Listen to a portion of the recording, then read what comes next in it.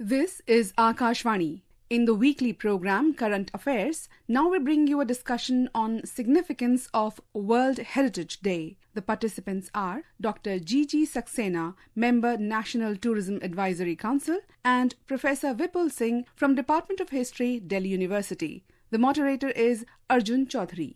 I'm joined by our esteemed experts, Dr. GG Saxena, who's a member at the National Tourism Advisory Council, and Professor Vipul Singh, a Department of History at Delhi University. And today we would be discussing in detail the significance of the World Heritage Day, which is April 18, and how important the 43 UNESCO sites are for India's legacy as far as India is concerned and for the future generation. According to the UNESCO website, India's 43 UNESCO World Heritage Sites, which include the Taj Mahal, the Ajanta and Ellora Caves, the Shanti Niketan, which was declared as the 41st UNESCO World Heritage Site recently. And we'll try and understand that what are the measures being taken to preserve our heritage, what is the importance of it, and what is the Prime Minister Shri Narendra Modi's vision regarding our heritage. So, Dr. Saxena, let's begin by asking you, as member of the National Tourism Advisory Council, what is the significance in economic terms of our heritage sites in India? As per our Prime Minister's theme that India should go for Vikas Bhi, Virasat Bhi. So, we have 43 UNESCO sites inscribed for India. Out of this, 35 are cultural, means monuments, and 7 are natural. One is combined, Kanchenjunga site. So, from tourism point of view, we get more tourists, foreign tourists, $120 per day one tourist pays, and also domestic tourists, almost 3 crore domestic tourists take visits inside India. But foreign tourists is having special significance, and they would like to see generally inscribed monuments. Like if they come to Delhi, they would like to see Humayun Ka Maqbara, then Qutub Minar, then Lal Killa, which are UNESCO inscribed 3 sites. Ahmedabad and Jaipur are 2 World Heritage cities in India now. Dr. Saxena, I would like to ask once again from you, what is our annual revenue from tourism when it is linked to the World Heritage Sites in India?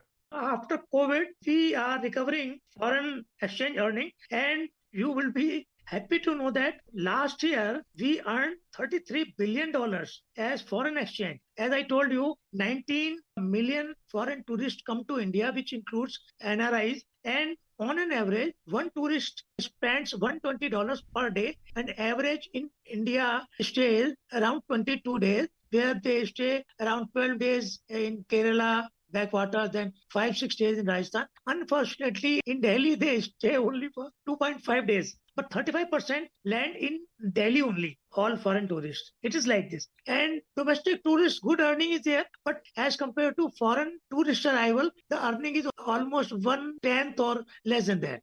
Dr. Saxena, Professor Vipul Singh mentioned about the Lodhis, Tughlaqs, the Mughals, and then the British as well, and what their legacy has been as part of India itself, whether in the form of colonial empires or colonial empire building itself. He also spoke about the role of the Archaeological Survey of India. The theme of UNESCO, Dr. Saxena, is that the heritage is under threat from disaster and conflict. So how does the government of India, when it wants to preserve these monuments and sites and also to ensure that the annual revenue is not affected, how do they ensure that these sites are protected? What kind of awareness programs, conservation efforts, community development and sustainable practices are carried out?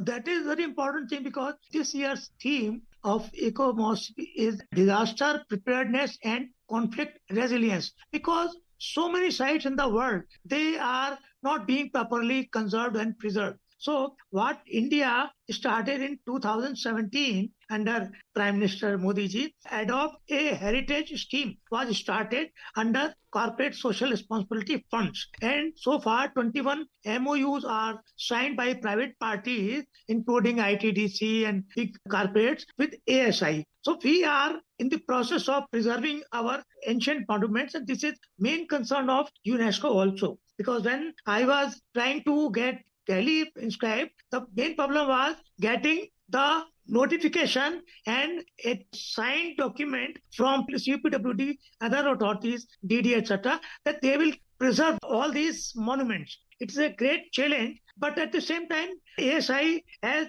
taken good interest and they are doing from cultural point of view as well as tourism point of view, because they have started one initiative that you must see some monuments. There is website of ASI, asimustSee.nic.in, where they invite people to see all these documents. And as Professor Vipul pointed out, I would like to add that Kartarpur Corridor, then Ujjain Temple, Char Dham Yatra, all are being made comfortable so that more and more tourists visit, particularly foreign tourists. And I tell you, as regards revenue, one foreign tourist visit of 22 days gives one job to Indian. It's like this. Or 25 plus domestic tourists give one job to one Indian. It is like this. Our economy, substantial amount is based on our tourism foreign exchange. Dr. Saxena, do also tell us about how older monuments now given a modern touch to keep them relevant. You can give us the example of Red Fort, where you have an inbuilt museum which shows about the development of this historic monument from the Mughal times. Also, Teen Murti Bhavan has been preserved while adding the Pradhan Mantri Sangrahalaya in its glory too. It's a very important point, and Professor Vipul has already pointed out. I would take one example. Like you might have seen that Humayun tomb is totally renovated because conservation is from same material, same red stone, and with Sundar nursery and all that. If you visit that whole area of Humayun tomb, it is purely worth watching. And number of tourists have increased. We have to pay much attention to our old monuments like Hampi and these temples, where we have to spend more money to attract more tourists. Revenue earning is also important criterion, but ASI is not having that much money as expected. So that's why they have come out with the policy of adopt a heritage. So I think more and more corporate bodies will come forward and get CSR fund to preserve and adopt a monument. How important is it for the young generation, those who are studying in schools and colleges, to be visiting these monuments and sites so that they have an idea firsthand of what the legacy is, and more importantly, what we pass on to our future generation? What Professor Vipul has said, I would like to add that you may be surprised that in CBSE, there is a website for adopting of lesser known monuments by schools and do poetry, essay writing, photography, and cleaning, etc., with permission of concerned ASI authority. And it was a very successful program. And also in Jabalpur Smart City was taking up. 100 schools were interested because Jabalpur has got ancient monuments and all that. So they started it. Another thing I would like to add, film shooting. Bollywood has created interest amongst tourists. For example, I give you one example. Agrasen ki Baoli in Delhi. PK film was being shot, Cats Avtarit in Agrasen ki Baoli. Some scenes are there, some scenes are of Delhi Heart also. 1,000 people daily visit Agrasen ki Baoli after PK film shooting. So some monuments are also made popular by our film shooting. This is a very good idea what Professor Vipul has said, that some school children and NEP has also this kind. CBSE should propagate this thing, that more and more school children adopt for lesser known monuments, and bigger monuments should be taken up by big corporate bodies under CSR. Dr. Saxena, that's a very interesting point where film shootings and locations can be selected and paid for on the basis of the heritage sites that you mentioned, and how it's being adopted also by different types of companies under the CSR, and more importantly adopted by trusts as well. I want to ask you the next question, which is that the associated industry that benefits from tourism, because a tourist comes and they buy mementos, something to remember the place by. It's not just in terms of taking photographs and selfies that tourists typically engage in, but a hard memento. How is the art and craft industry benefited from this? See, art, craft is cultural, and also one thing we are forgetting, cuisines, Indian cuisines. All are very, very famous. I tell you, Bhojpuri music, Geet Gawai is inscribed as cultural heritage in Bhojpuri literature. When our Prime Minister Modi ji visited Mauritius recently, he was welcomed with Geet Gawai song, which was sung by those who migrated from Bihar. So intangible heritage, art, culture, the very, very important things in all the world is watching one thing. India is sixth in the rank of World Heritage Sites. As Professor Vipul pointed out, Italy is having 60 monuments inscribed and it is number one. We are sixth.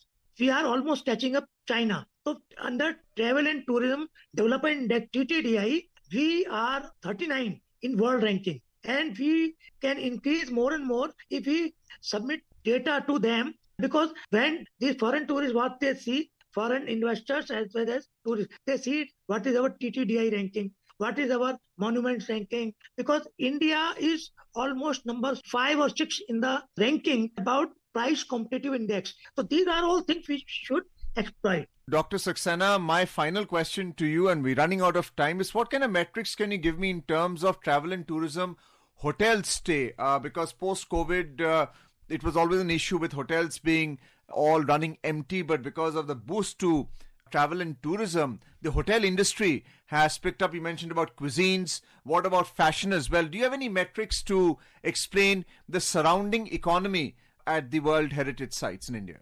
We have shortage of almost 10 lakhs rooms as compared to number of foreign tourists and domestic tourists. You might be noticing that in Makum we had tented city. In all other new Kevadia and other places, new tourist places, we have to take up tents because number of hotels cannot fulfill the requirement. Because after COVID, I was requested by a group of ministers to give recommendations from travel and tourism sector. So I gave recommendation to Ministry of Tourism that number of homestays. I have done my PhD in homestays.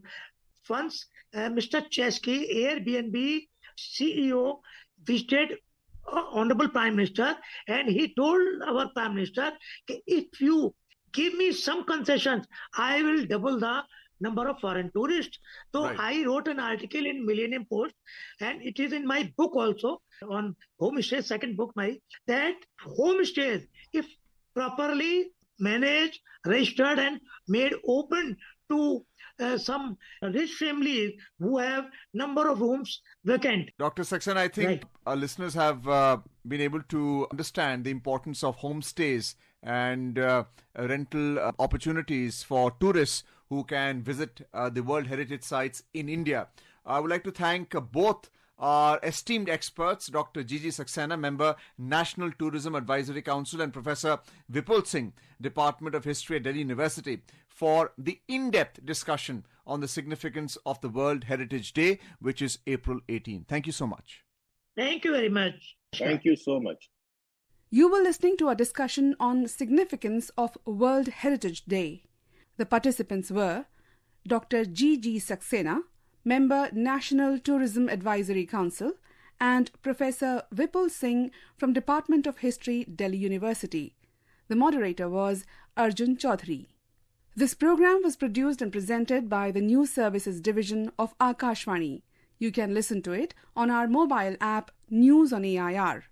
This program is also available on our YouTube channel News on AIR Official. You may share your feedback about this program through email at airnsdtalks@gmail.com or WhatsApp on 9289094044.